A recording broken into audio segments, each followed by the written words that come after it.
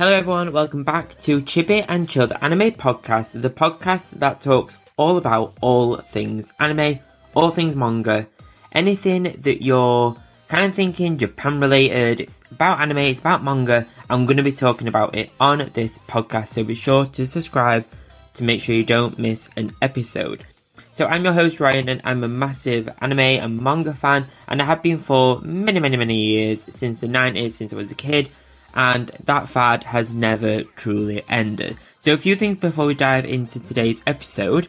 I've got a bunch of new anime pin badges over on my eBay shop for you to check out. There's One Piece ones, there's Pokemon one, and there's some Jujutsu Kaisen ones, with more being added to the range soon. I'm not entirely sure when, I need to kind of prep them first, but they are coming soon. Be sure to check out the first 5 pins that are over, they're already live, they're already on the shop, go check them out.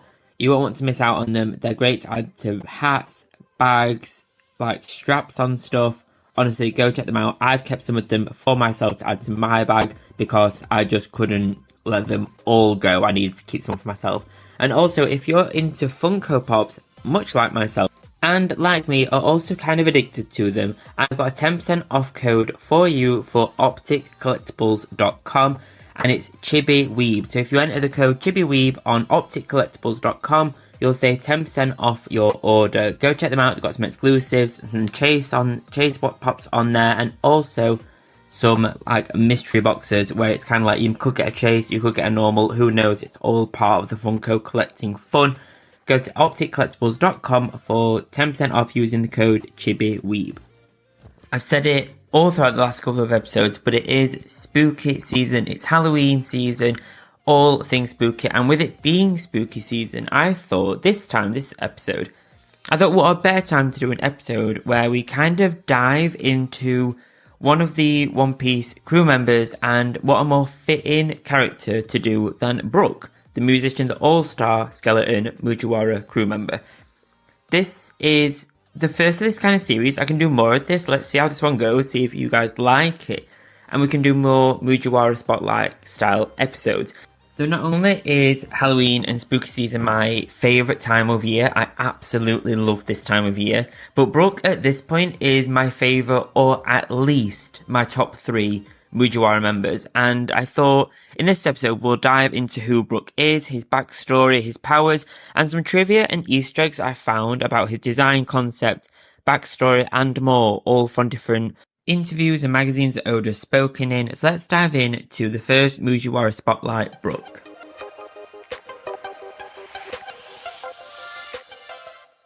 So at first, let's kind of break down the basics about Brook, right? The surface level facts. And then we'll start getting deeper and deeper as we go.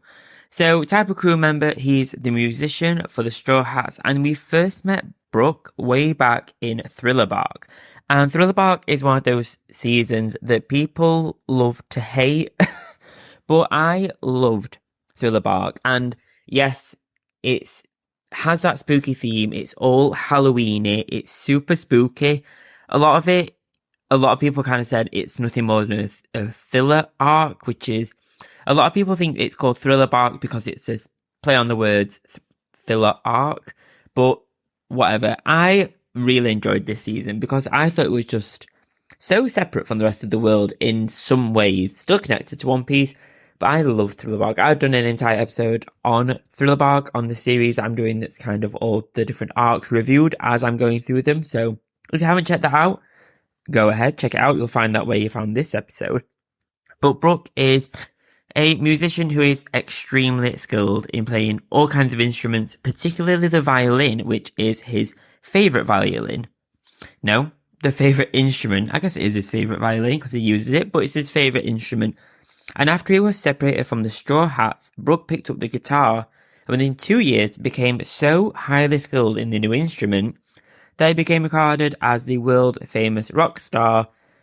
And as testament to this fact, his records in tone dials sold apparently in the millions, and his fans during this final world tour stop in Subodi Archipelago were either crying or fainting at his sheer presence. Brook can masterfully play enchanting songs that are so melodious. No, I can't say that. They're so rich with melody. They can completely captivate even animals like Laboon, Absolutely love Laboon. You cannot say a wrong thing about Laboon, bless him, who used to sing along to Brook's music. And obviously, we've got the whole backstory with Laboon. Absolutely. So, just chef's kiss. And in addition to singing and playing music, Brook is also a skilled composer, having composed songs such as Bone to be Wild, New World, which proved to be very fashionable among fans and music lovers around the One Piece world. In Thriller Bark, Brook obviously gave us the super iconic song that I think is still one of the best or the best song in One Piece, and it's Bink Sake, and it's so iconic. And I think that's one of those songs that, even though I do not know the Japanese words, I will still try my best to sing along to that when it either comes on in the background of the show or just in general. If I've done a post about Brook on my Instagram or TikTok, I'll end up using that song and it's stuck in my head for weeks on end. We can't talk about Brook without talking about his devil fruit. So his fruit is the Yomi Yomi no Mi, which in English is the Revive fruit. And it means obviously it's all about resurrection and it's a paramecia type devil fruit. And this one enhances the user's soul to a point where they resurrect after their first death, allowing them to live a second life and to use several other soul-based abilities, making the user a reviving human. The fruit is kind of orange and it's kind of bulbous at the top, it's like round at the top, and it's got 4 little growths at the bottom, so it kind of resembles the shape of a human skull. So while he was alive, Brook ate the Yomi Yomi no Mi, the paramecia type devil fruit that allowed his soul to return to the world of the living and re-inhabit his body after he died. So this allowed him to reside within his own dead body, which had already decomposed into a skeleton by the time his soul found his way back to it, and he can even perform all the functions he did way back when his body contained flesh and muscle. Other than bringing him back from the dead, Brook's fruit initially seemed kind of useless apart from just reviving you again. However, he later discovered that he could exercise the power of his strengthened soul, and he discovered that this is what allows him to animate his body. It's the soul that's come back, not necessarily the body itself. So he can make his returned soul temporarily separate from his body. And just a side note, I absolutely love it when he does this. It's so cool. The first time we saw this, I fell in love with it. So it can move independently of his body, effectively making him kind of a ghost spirit creature. And this leaves the body a kind of quite a funny, pure white, even the clothes go white, kind of husk of a body. But as a spirit, Brook is capable of moving through walls, different masses, and going to areas that would be impossible to get within physical reach, much like we saw, I forgot what arc it was. I think it was Thriller Bark, potentially. We saw what was it? Whatever arc it was, I can't think now. But we kind of saw they were trapped in this kind of cage and he was able to go through.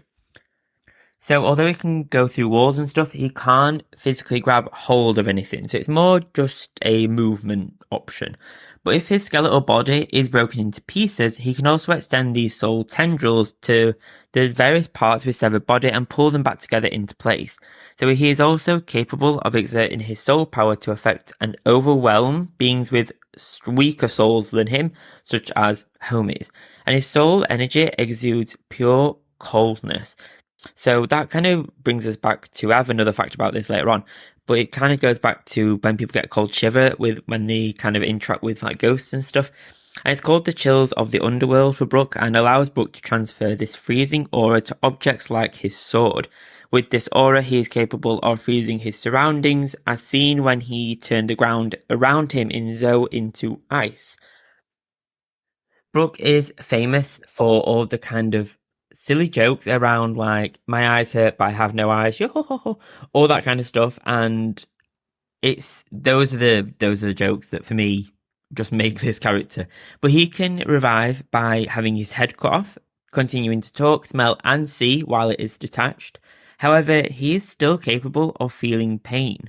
But he can repair his bones by drinking milk. That's kind of an age-old thing, isn't it? But due to his lack of flesh, Brook is resistant to lightning strikes and high and low temperatures. So I guess his bones just feel nothing.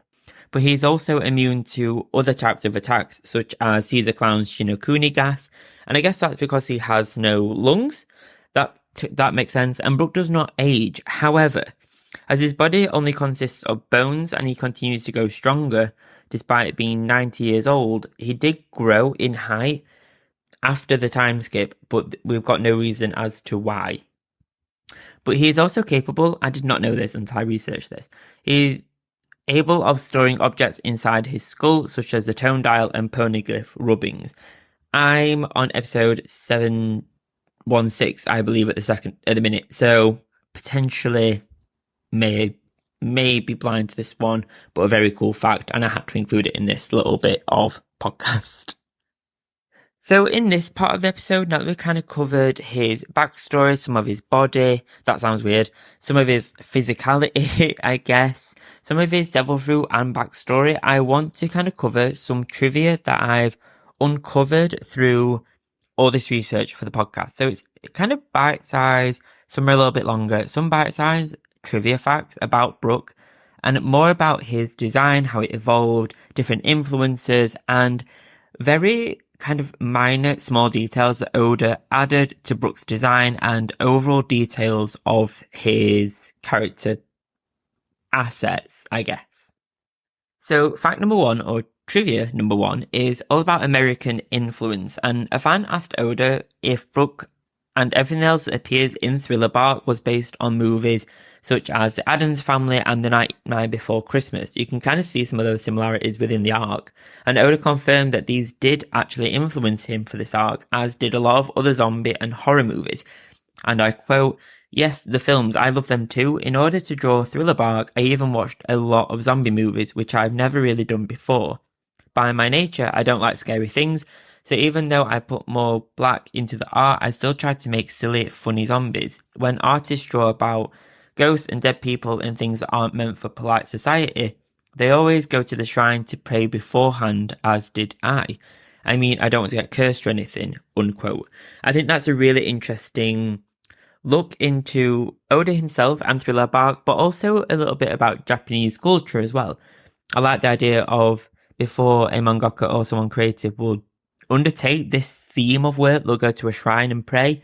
I absolutely love that. I think that's a really interesting small pocket of insight into Japanese culture.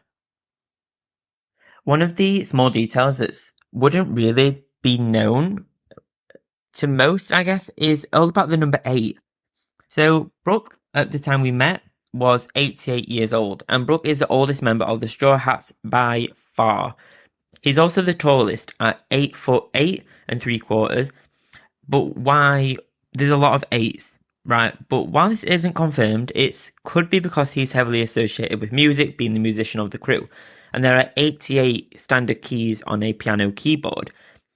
However, this kind of does get into question because he did grow, apparently, to 9'1" after the time skip, so not sure on the link, but could be an interesting insight. We've already kind of mentioned the kind of coldness and that kind of link with spirits and ghosts, that kind of stuff. But Brook is heavily associated with the underworld, a place that can be associated with the cold, like we've already said. But that's why he's able to use Chill of the Underworld, which lets him place ice cold aura into swords and objects around them to kind of attack his foes with ice.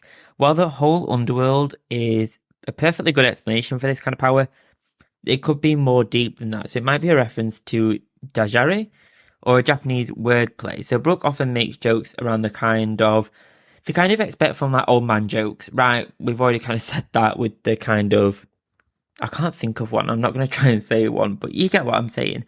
But it makes sense because he's 88. He's an old man. And when someone is using Dajare in Japan, they might respond to their audience's lack of enthusiasm by saying Samui, or it's cold, implying a cold reception to that kind of humor or that joke. So this could be why Brook is associated with ice instead of fire, because I know the underworld can also have the connotation of being like hell, like fire. But that's interesting, and again, another look into Japanese culture for us as well. One of my favourite parts about Brook is his actual design. I love that he's a skeleton, but Oda knew that he wanted Brook to be a talking skeleton way earlier on in the One Piece kind of creation. However, In the most earlier drawings, he lacked one of his most iconic features, and he missed the giant afro.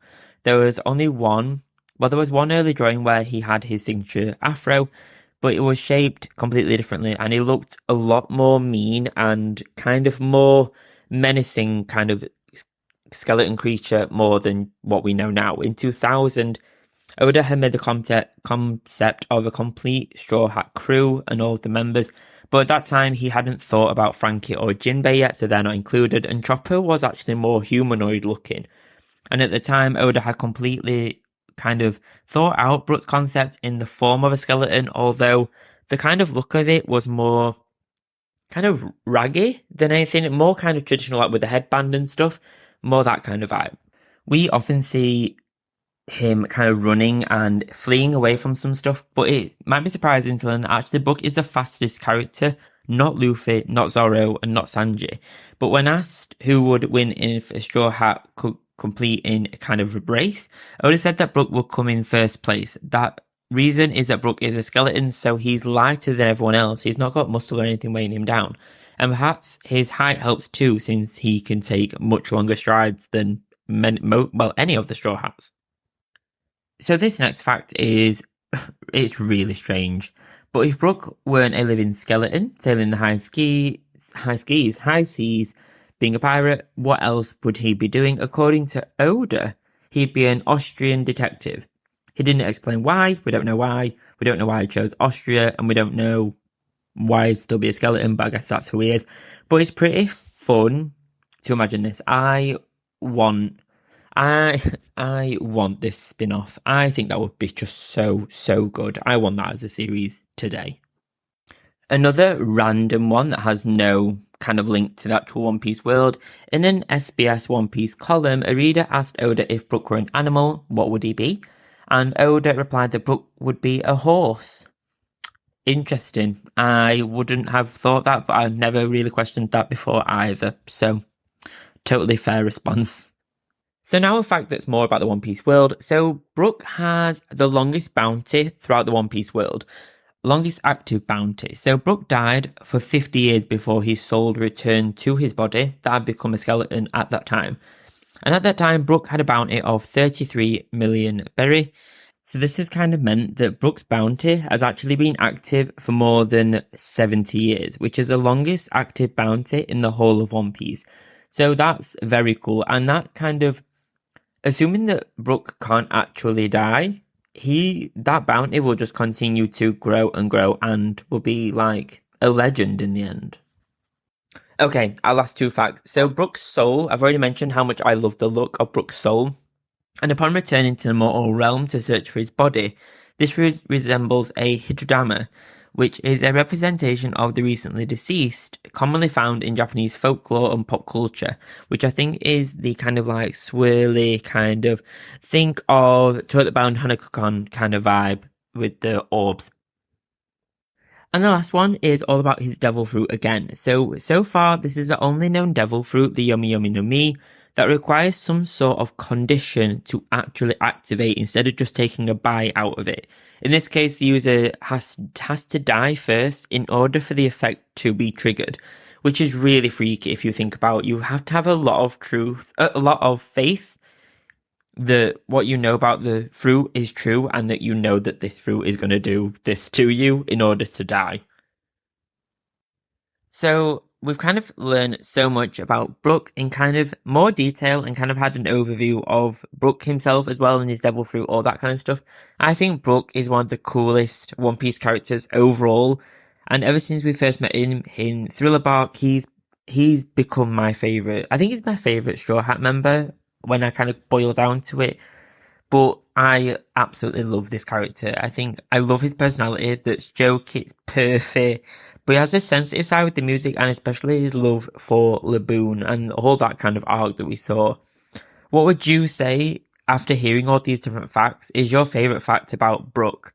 And also, let me know, leave a review and let me know, would you like more deep dives into the Mugiwara crew? More spotlights like this, more facts about the concept of them, more random facts about what fruit they would be, what animal they would be, what they'd be doing if they weren't a pirate.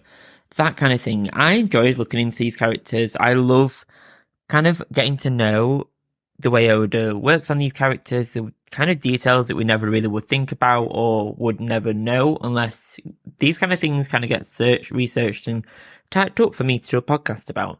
But yeah, let me know, leave a review, find me on social media, and let me know what Mugiwara would you like a spotlight on next. And as a thank you to making it all the way to the end of this episode, why not enjoy this little soundbite of Brook's iconic yo-ho-ho-ho laugh. Yo!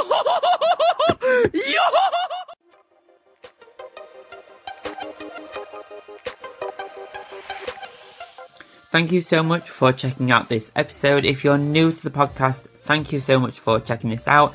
I really do appreciate every single listen, every follow, every download. It really does mean a lot. From one weeb to another, thank you so much. If you're wanting any anime merch, head over to my social media links. Find me on social media, find me on TikTok, Instagram, all that good stuff. And you'll see a link to my eBay shop where I have a bunch of anime themed prints for you to check out with worldwide shipping. Please do leave a rating and a review on the podcast platform that you're listening on this to. It really does support the show. It only takes a few seconds and it's free. I cannot ask. If I ask one thing of you, I'd ask that. Please do leave a rating and a review. Even if it's not great, please let me know. You know, it's even a bad one. Well, bad press is always what's the saying? Any press is good press, I guess. Oh, that rhymed. So a rating and a review would be great. It really does support the show. So thank you so much for whatever kind of review you do leave. If you're a mega fan of anime, then why not check out my brand new Patreon monthly subscription club. There are 3 tiers of membership: Chibi Fan, Chibi Super Fan, and Chibi Mega Fan, with each tier being better than the last. Each month, for one cost, you'll receive free prints, free downloads, and much more, including exclusive behind-the-scenes videos, photos, and more of how I create my prints and anime-themed artwork. If you'd like to receive exclusive updates and anime-themed goodies every single month delivered straight to you, then why not check out my Patreon? The link's down below. I'm sure you'll love being a part of the Chibi Weeb fan club. Sometimes finding a birthday card or an occasion card can be a boring task. However, I have some anime-themed cards on my Thortful.co.uk creator profile, which is found in my links on social media. Over on Thortful, you'll find a bunch of anime-themed cards, such as Studio Ghibli Happy Birthday cards and more, with my range being updated regularly. Each card is processed by Thortful.co.uk, with shipping being fast, quick and efficient. You can shop my anime-themed cards over on my Instagram, with my links being over on there. Search Chibi Weeb Anime and you'll find me. Thank you so much for listening. Thank you so much for checking out the podcast. It really does mean a lot. Please do leave a rating and a review down below. It really does support the show and it's free to do. I'll see you next time. I'll see you next Friday. Have a great weekend. If you're a subscriber or if you're thinking of subscribing or starting the free trial on Apple Podcasts, I'll see you on Sunday for the next episode of the Chibi Piece exclusive Apple Podcast exclusive episode on Sunday. Thanks guys. Bye bye.